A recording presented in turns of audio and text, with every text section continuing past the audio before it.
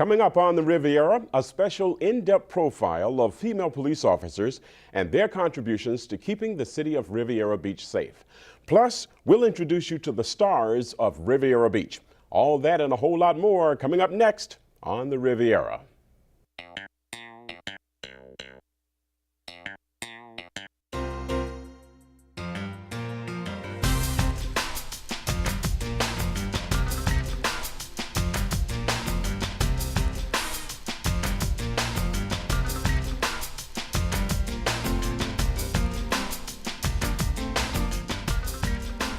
Hello everyone, I'm William Jiles. Welcome to another edition of On the Riviera. Today we have a special broadcast for you.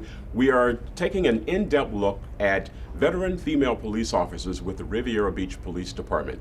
And joining me on the Riviera are Detective Jennifer Newman and Major Regina Price, two veteran police officers with the Riviera Beach Police Department. And Detective, first of all, let me just say welcome to On the Riviera. Thank you. Thank you. All right, Detective Newman, let me ask you first of all, you have been with the Riviera Beach Police Department for 13 years, correct? Yes. What was that experience for you? First, let me ask you, what made you decide to get involved in law enforcement? One of the things is that I enjoy being around people. I like working with them. I like, you can say, I guess, trying to fix things and bring it together. And I also like being a mentor to people.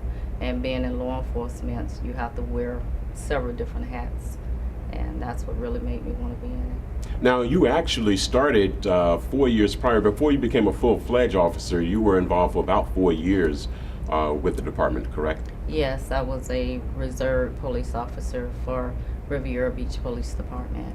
And what does that mean when you're a reserve police officer? With the Riviera Beach Police Department, it's been a reserve. What you basically do, you ride around with the certified law enforcement officers. You also had to go to the academy, the Reserve Auxiliary Academy, and basically what that does, it teaches you a lot of the high liabilities classes, and you pretty much get a chance to ride around and be in some of the specialized units and see what they do, see what some of the other law enforcement officers do. And Major Price, let me ask you the same question. You are actually a 28-year veteran, correct?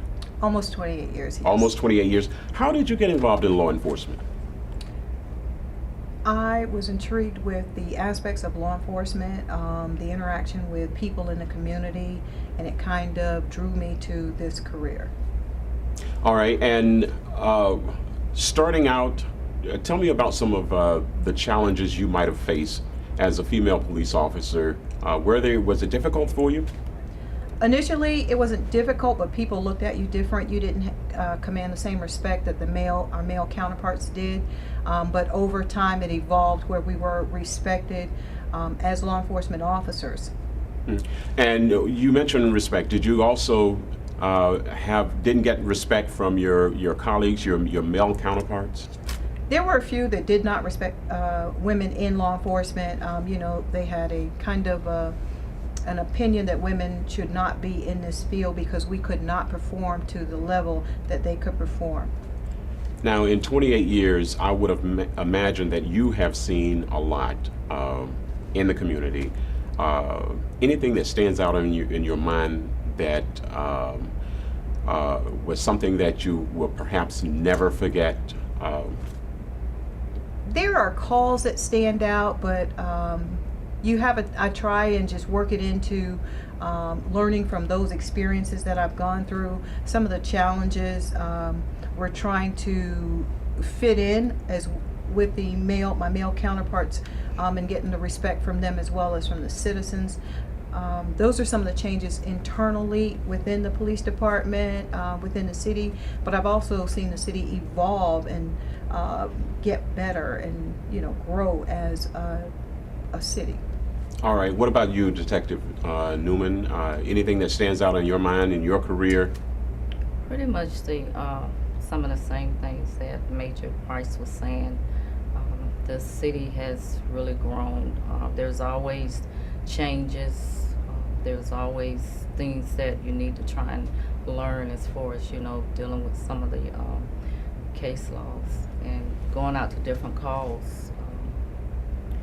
some of them can be really, really, traumatic, and that's more of a, experience, because when you go out there on those calls and you see those different things happening, you just try to, stay strong, and you always have to make sure that you're there and you keep a professional level, at all times. Mhm. So, Now, you are now in the detective division. I would imagine that you started off as a regular police officer. Did that require any special education to move into detectives? I started out as, road patrol, and basically when you're out there working, you try to do your best, and it requires that your work ethics, and they pretty much look at that, and they look at how you talk or interact with other people when you're out there. So those are some of the requirements, and whatever schools that you've taken, and those are, some more requirements. Hmm. And Major Price, you are more on the administrative level now, is that correct? That's correct. Yeah. Were you at one point a detective? No. Okay. That's one of the areas I was not in coming up through, as I matriculated through my career. All right. As an administrator, do you still get involved in the street, on the street level? You get out there and do police work? Not as much as when I was an officer. As I rose through the ranks, your hands-on gets a little bit less, a little bit less, a little bit less, and you go to the administrative side where you're directing, guiding, training the officers and your subordinates that are underneath you, the sergeants and the captains. Yeah. Is there a real difference between a male police officer and a female police officer, other than gender, of course? Is there a real difference? Are you looked upon in a different way? You have different duties? I'll let you describe that.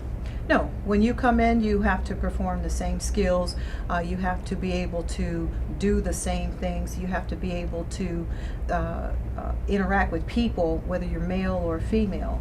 You have to be able to do the same things. The application, it starts with the application process. It has nothing to do with the gender.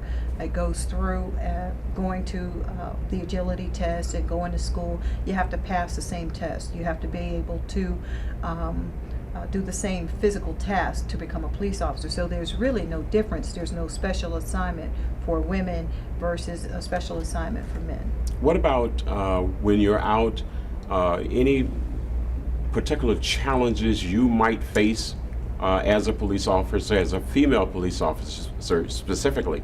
Any challenges you might face out there? There's always challenges that we face, whether you're male or female. Some of the obvious challenges are women are typically not as strong as males. So if we see a situation arising and we need, from a female aspect, I would just call additional units to assist me with whatever I'm being challenged with at that particular time. All right, Detective Newman, any particular value a female officer can bring to a department that perhaps enhances the overall police work? I believe we can, female officers can bring a lot of value as far as being able to talk with, the citizens out there. They may not be more acceptable to talk to a male officer during certain situations, or it can be a domestic, or it can be something dealing with their kids.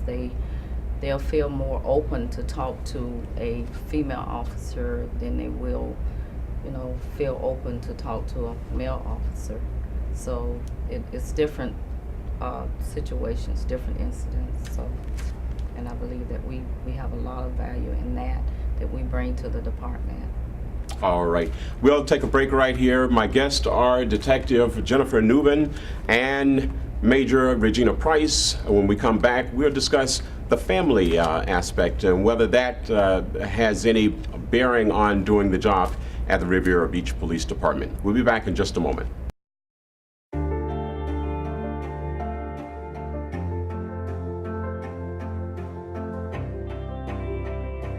Body language can tell you all sorts of things. Like someone is having a stroke. Know the sudden signs. Learn fast. Face drooping, arm weakness, speech difficulty. Time to call 911 and get them to a hospital immediately. Learn the body language and spot a stroke fast.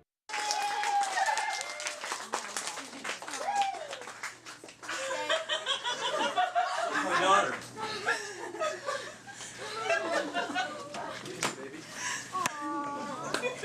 Come here.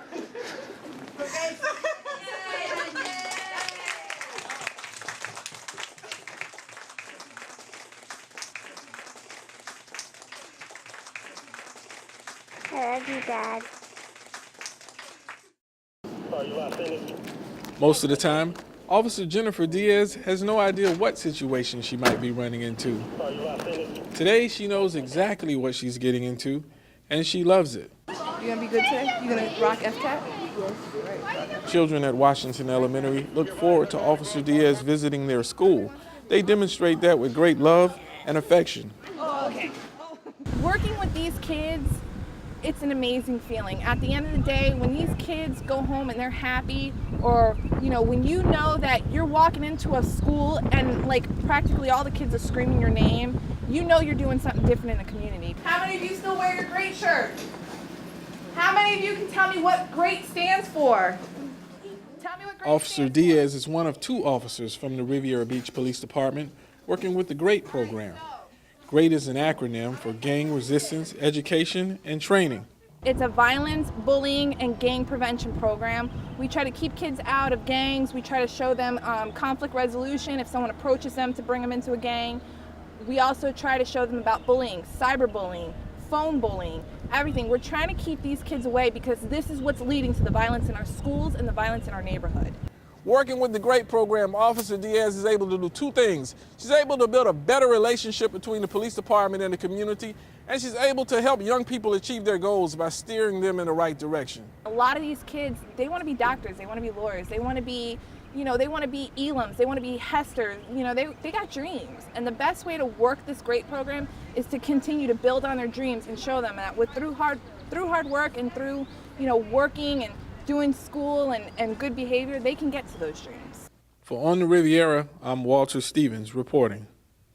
Welcome back to On the Riviera. I'm William Jiles. My guests today are Detective Jennifer Newman and Major Regina Price, 2 veteran police officers with the Riviera Beach Police Department. And before the break, we talked about the family. Does it make it especially difficult if you have a family? Is it difficult to do the job? It don't make the job difficult. It's just that you have to have a support system at home, and especially being in specialized units because you're on call 24/7. So you have to have that support there. Yeah. Major Price, what are some of the challenges families face? If a young child, your mother is a police officer, she's gone all the time, they may be worried about you. Do you face that kind of challenge? I can speak to my situation. When my boys were small, they kind of grew up and they were accustomed to me being in uniform. So they were accustomed to all that I do, and I use some of the situations that I have to respond to as teachable moments for them. So we kind of go back and forth, and I talk to them about what I do, why I do what I do, and use it as teachable moments for them. But it does become a challenge when you have to miss a game or you have to miss a practice.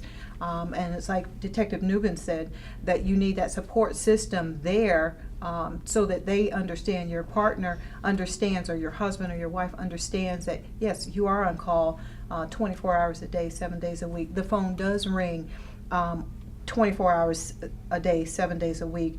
You're getting called in the middle of the night. So there are challenges when it does come to your personal life, your home life, family life, events coming up.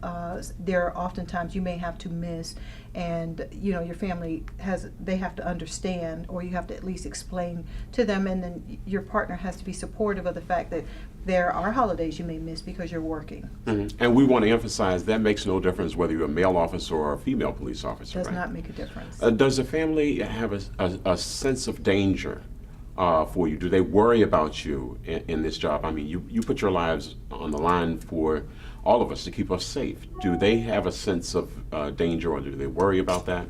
They do. My husband did, and it's basically because he know that when I walk out that door, he want to make sure that I come back home, and that's with any job. If you walking out the door, they feel like I just want to make sure that you're safe and you're coming back because of the job that you're doing out there.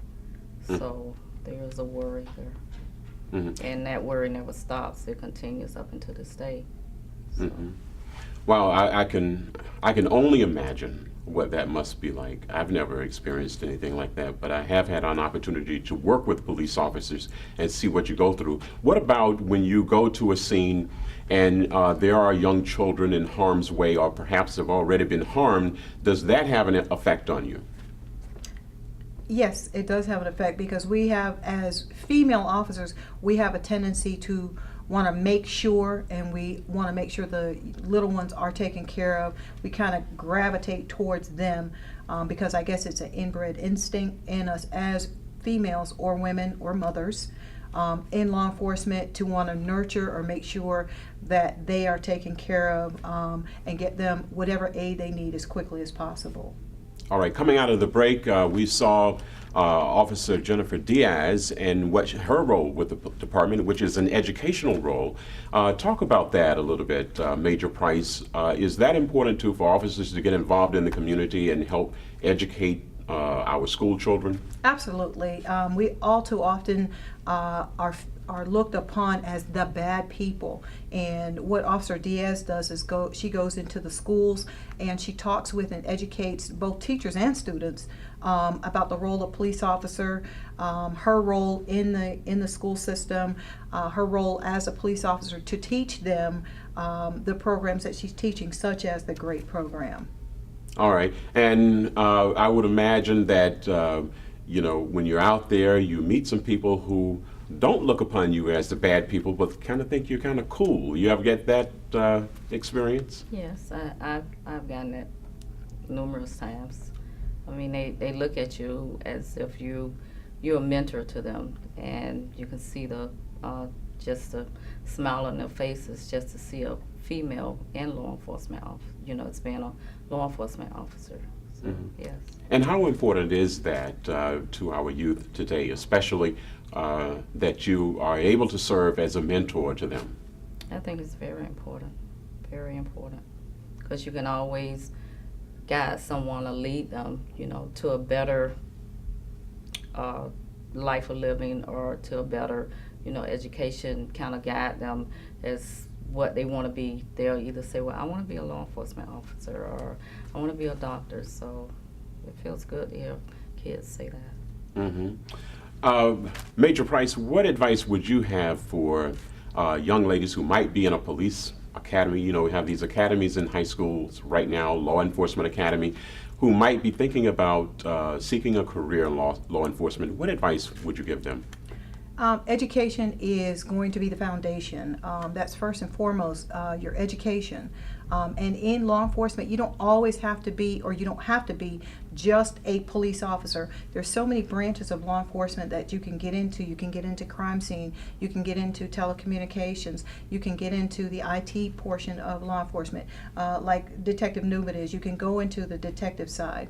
So there's so many different aspects of law enforcement. So I say don't stop learning, stay in school, get your education, because that is so important when you want to start rising through the ranks, because they start looking at your educational background. So it's not just being 19 and having a GED or a high school diploma. It goes further than that, especially when you're trying to rise through the ranks, because they start looking at your educational background, like I said. But go for it. Don't let anybody discourage you from being in law enforcement. Yes, it is a dangerous career, but we're taught different aspects of law enforcement, how to defend yourself, how to respond to different things, and we have to be able to perform at the same level as our male counterparts. So I say to them, stay in school and be encouraged. Was it difficult for you to rise through the ranks and become major?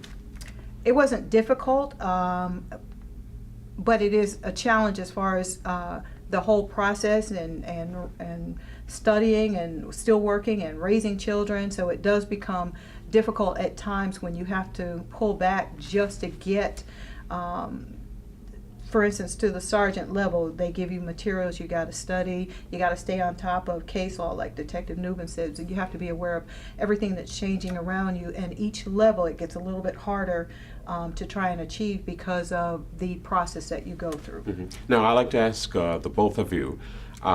I heard a report just recently on National Public Radio that of all the police chiefs throughout the entire country, all the police departments, only 3% are women. What are your thoughts about that, Detective Newman? I believe that more women just have to be prepared to, get into law enforcement. And it's not that the door is not open for them to become a female officer. They just have to want to do it. And let me correct you. I don't know whether I said officer or police chief. okay. The report was that only 3% of all police chiefs are women. Now, your thoughts about that? I feel as though, like Major Price said, that they have to keep fighting. They have to keep, when I say fight, I mean continue with their education to move up in rank for that position. And we realize that that's really, really, it's a hard position. So most of the females, they just have to keep going to school, continue to go to school so that they can get there. Detective Price? I'm sorry, Major Price. I believe you're absolutely right with the 3% because this is a male-dominated career. It is going to be dominated mostly by men, but women are breaking through. We are rising to these executive positions as assistant chief or chief in this career. It is a very low number, but when I started 27 years ago, it was even lower. So I think now that we have become comfortable in our roles as females and in law enforcement in conjunction, and realizing that the educational component can catapult us to the top. We're still going to have some challenges because it is a male-dominated career, but we're forging ahead and we're getting there. And I think that we are now gaining the respect of our counterparts, that they're now understanding that we can and will perform to those levels. We can do the job, we can sit in those positions, and we can command police departments. All right. I want to ask you, I lost my thought for just a moment. Can you believe that? I lost my thought. No, I want to ask you about along those lines, as police chief and women serving as police officers. There are currently 11 female officers with the Riviera Beach Police Department. Is that correct? Yes. And that's 11 out of how many officers altogether? I think we're averaging somewhere around between 100, 110 now. I'm not sure on that number, but yes. So you less than 10% of the Riviera Beach Police Department female. Is that number way too low? Can we make some improvements in that area? I think we can, but I think what the chief is doing is he's reviewing the applicants and making sure, whether you're male or female, that you are qualified for the position, that you do meet the prerequisites to become a law enforcement officer with this police department. Are you getting enough applicants from females for the position, do you think? Now that I wouldn't be able to speak intelligently to, because we don't actually see the applications or the ratio of male to female, so I wouldn't be able to say. But they do put on fairs, job fairs, where we do go and speak and say, this is an opportunity for you to have a career. You can have a career in law enforcement. Officer Diaz as well, when she's teaching in school, allows the students to see that you can become a police officer. It doesn't necessarily have to be a male, but as female, you can step into that role as a police officer as well. Now, I've regained my thought. Okay, so I'll go back to that. What I'd like to ask both of you is, what are your aspirations in law enforcement? You are already a major, which is a pretty high rank. Do you have aspirations to go on and become a police chief, if not in the city of Riviera Beach, maybe somewhere? Yes, I do have aspirations of becoming a chief. I think it would be a great honor to be what we call the top cop of a police department, leading and guiding that police department to a better future. All right. And Detective Newman? Pretty much the same as Major Price, is to continue to go up the ladder, sergeant, lieutenant, and hopefully major. All right. And chief. And then chief. All right, Detective Newman and Major Price, I want to thank you both for joining us on the Riviera. It's been a very interesting discussion, and thanks once again for being with us here on the set. We'll be back in just a moment. Stay with us. Jack Frost, you do have beautiful teeth. My what? Are they really as white as they say? Yes. Oh, they really do sparkle like freshly fallen snow. This is an excellent example of what teeth should look like. Check out the iridescence of that incisor, the beauty of that bicuspid, the magnificence of those molars. And the best way to achieve such terrific teeth is brushing. 2 minutes, twice a day. Not 30 seconds, not a minute 45. 2 minutes. That's all it takes. They're beautiful. 2 outs with a runner on first base. Now the big guy comes out the bat, hitting .342 with 92 RBIs and 36 homers. First pitch is out.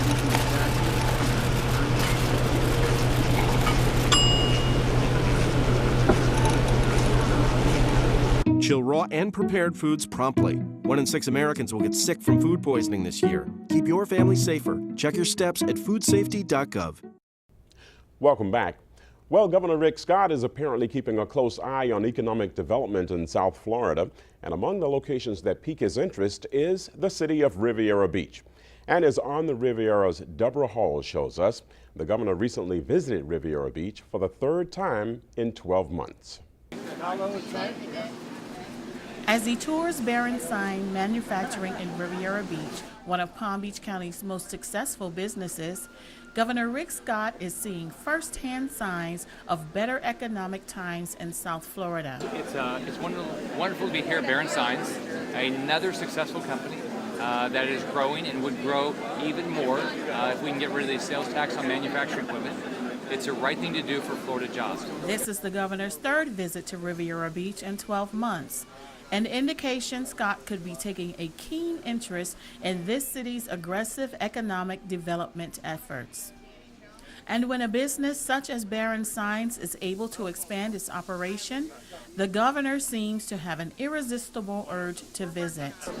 In 26 months, the state has generated approximately 300,000 private sector jobs, and the unemployment is at the 2nd biggest drop in the country. And the reason is it's companies like Barron Signs or individuals like Kelly that are out recruiting people to come to our state all the time. We want more people to come here. We want to create more jobs. We want to constantly improve our education systems. And companies like mine, that now that we're coming out of the slow economic years that we've been in, that we're purchasing equipment. Barron Signs is the only indication of economic recovery in Riviera Beach. This city is in the throes of several redevelopment projects. And for everyone, that is always a good sign. On the Riviera, Deborah Hall reporting. Still to come, we'll show you a section of Riviera Beach where the streets are paved in happiness. Plus, we'll take you to where the stars come out to play. Those stories and a whole lot more when On the Riviera continues in just a moment. This past year, we all learned the statistics are true. 1 in 4 girls and 1 in 6 boys will experience child abuse, usually at the hands of someone they know. Child abuse happens every day. Learn the signs and take action, because keeping a child safe is everybody's business. Make a difference. Visit safehorizon.org to find out more. Safe Horizon, moving victims of violence from crisis to confidence. Lolly, this meal looks delicious, thank you. You're welcome, baby. Hand me the salt. No. What? I can't. Why? Because I love you. Are you feeling okay? Do you know what the #1 killer of women is? Heart disease. So from now on, we eat healthy and exercise. All right, I got you. Now, I can't give you the salt, but I can give you plenty sugar. Find out more at GoRedForWomen.org. Well, you might say residents in Riviera Beach's northwest section are now living on Easy Street, thanks to a program by the city's Public Works Department. Once again, here's Deborah Hall with a story that has been 50 to 60 years in the making. Residents along 36th Street are noticing a big difference in their community, a difference some have not seen in 50 years, maybe even longer. Oh, it's beautiful. It needed it, had bad drainage, so they finally got the drainage situation straight. That was the most important, the drainage situation, and the street is nice, very nice. What's making many residents happy is the reconstruction of their street to improve stormwater drainage, water and sewer lines, and overall beautification. A project that is a joint effort by the Riviera Beach Public Works Department and the city's utility district. These projects started approximately 12 years ago or so. We actually received money from the county through their Community Development Block Grant Program, also known as CDBG. Those funds allow us to also contribute funds in order to do these projects. The value, your age of your infrastructure, it gives you a long life time with your infrastructure now. This infrastructure has probably been in about maybe 60 years now. With this improvement here, it gives us a little bit more lifetime with it. You know, with technology now and the new material and stuff will last a little bit longer now. It also means a better quality of life in the community. The new infrastructure will reduce or eliminate flooding, improve water pressure in the home, and perhaps most importantly, build community pride. You can see on every house, they start doing improvements. Once the project is done, they start painting the houses, replacing the sod, doing some improvements, replacing the fences, and that's a plus. Public Works and the Utility District are advancing this improvement project street by street, a half-mile stretch at a time. The work may be a temporary inconvenience to some, but the payoff in the long run is a better quality of life, including an uptick in property values. On the Riviera, Deborah Hall reporting. Well, most of them have worked hard all of their lives and are now enjoying retirement. But that doesn't mean they're about to stop actively contributing to their community. Arnett Lawrence takes us to the Lindsay Davis Center, where everyone is a star. These are the stars of Riviera Beach, stimulating and remarkable seniors, a program that brings great value to the community. Well, it's entertainment.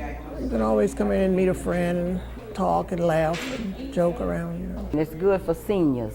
You know, it gives you something to do, elevate your mind, you know, and it's just a good program. The STARS program isn't just fun and games. Many of the seniors who come here are retired after years of hard work in their respective professions. Some former educators, some from government. They're a collective wealth of knowledge that could help shape this city's future and keep it moving forward. And that's just one of the reasons administrators of the STARS program say it's important to keep these seniors active. I think it benefits us by keeping us mentally active, because once we have retired from our jobs or however we are no longer in the job market, the human spirit still needs to be fed. And we try to provide the activities that would stimulate the mind. The STARS program not only feeds the mind and spirit, it also feeds the body. With every visit, the seniors can look forward to nutritious meals, and just mingling with friends is an opportunity for exercise the seniors might skip if they were sitting at home alone. We go out on bowling and to lunch, and she's trying to, you know, implement some more programs for us through the city whenever they give her the okay. By all accounts, STARS is a program worthy of its name. The program administrator even wants to create a bridge program that would connect STARS to the city's youth. And to make sure that our youth understands that getting old is not a place where people go to die. It's not a burying ground. It's a ground that's fertile, and many seniors have a lot to offer. And as long as we are engaging We have new ideas. We're not all old fluff and stuff. We can bring new ideas to the table as well. STARS has been around for about a decade, and many of the seniors here are looking forward to the next 10 years. On the Riviera, Arnett Lawrence reporting. And the STARS program is administered by the City of Riviera Beach's Parks and Rec Department. Well, we're not done yet. When we come back, we'll show you the evolution of the bookmobile. Stay with us.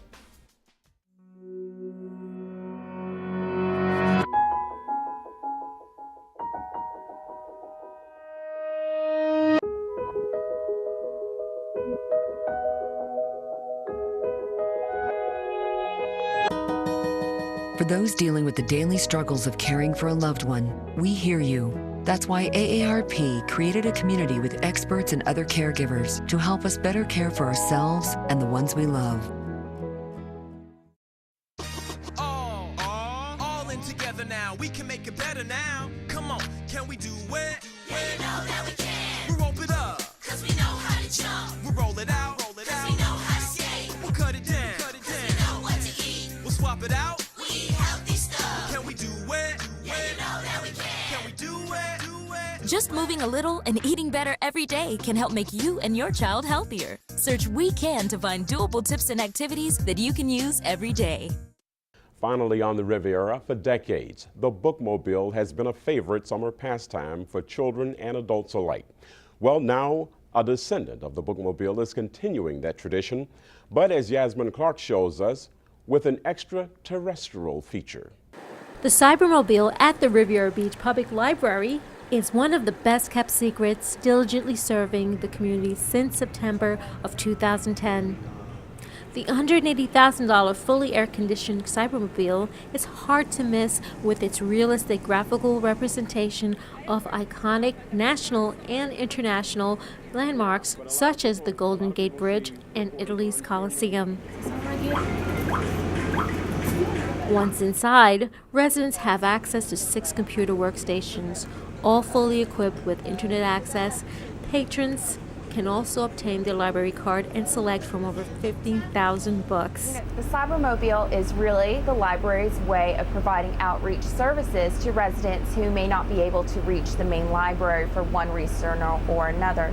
We do target the youth population as well as the elderly, but we also want to provide services to our families. The Cybermobile is one of the many programs which is offered by the Riviera Beach Public Library. Cynthia Cobb created the theme for the bus. Reading takes you places.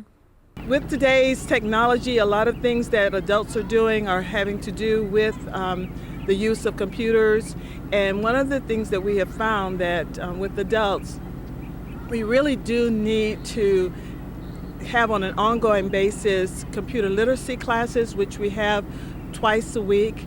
We also allow a certain amount of time on Mondays to assist people with their e-filing. It's an intergovernmental relationship that allows individuals to come in and to file for their unemployment, their food stamps, and things of that nature. And we do allow staff to assist people in that way. We also have specialty events, and they will come as a result of special occasions. For On the Riviera, I'm Yasmin Clark reporting. And that's this edition of On the Riviera. Thank you so much for tuning in. Please be safe and enjoy all that you do. And whatever you do, if it's good, make sure you do it on the Riviera. I'll see you next time.